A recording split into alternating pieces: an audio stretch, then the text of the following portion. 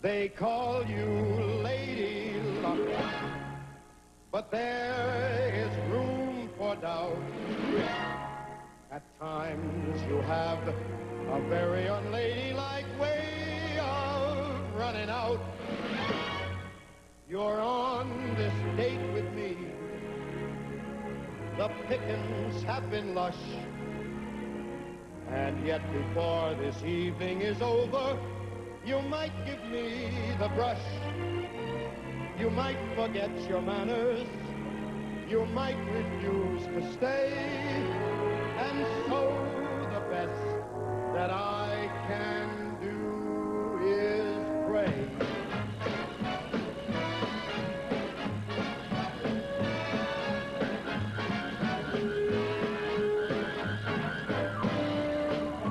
Luck be a lady tonight.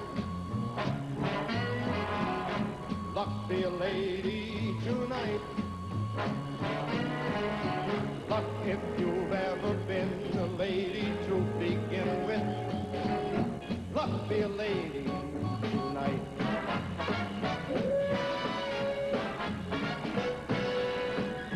Luck let a gentleman see just how nice a dame you can be. I know the way you treated other guys you've been with. Luck be a lady with me. Explain how the basketball point shaving scandals work. They weren't throwing games, no. Although it may be, and you can comment on this, that because of attempts to shave points, they lost games that they otherwise might have won, some of these teams. Yeah. But it was not a question generally of dumping games. No. It was a question of shaving points. Explain how that whole betting scene operated. Right. All basketball betting is done on a point spread. So the odds maker establishes that one team, let's say Kentucky in this game, was a 7-point favorite over City College. Right. Now what happens when you bet either way, you either give or lay the points. If you're taking Kentucky, they're a 7-point favorite. Kentucky has to win by more than 7 for you to collect. If you're betting the underdog, you take the 7, and if they lose by fewer than 7 points, you win the game. So the idea was that they would bribe players to stay with. At 7 points, the bookie takes it all. Is that right? No, 7 points, it's a push. Nobody wins. Yeah, okay. Oh, I see, okay, yeah. Right. Okay. What the bookie tries to do, you see, bookies are not gamblers, they're businessmen. Yeah, right. And what they try to do is balance the books, because when you make a bet, you lay 11 to 10.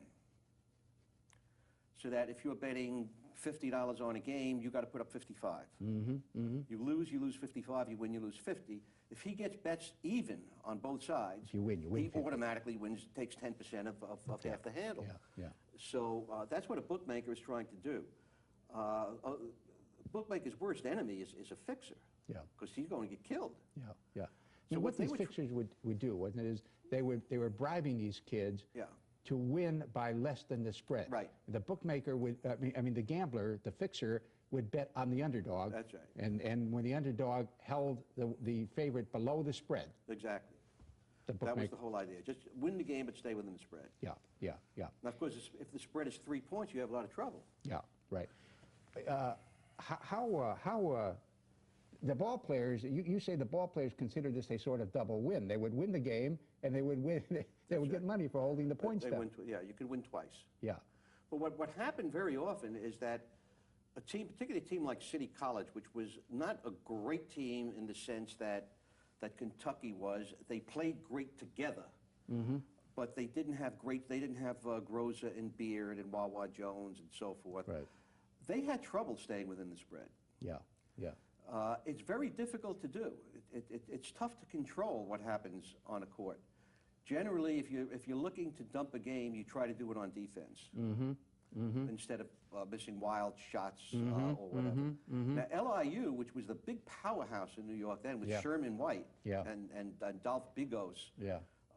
Sherman White was the best player in the country at the time. Yeah, he was about 6'11", wasn't he? Well, not quite that big, but 6'9", which was like 6'11" for that time. Yeah.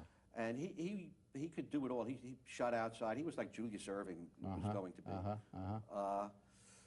LIU was able, most of the games, almost every game that they try to control, they were able to win the game while staying under the points. Yeah, yeah. Because part of the reason was the points tended to be high on an LIU game. Yeah.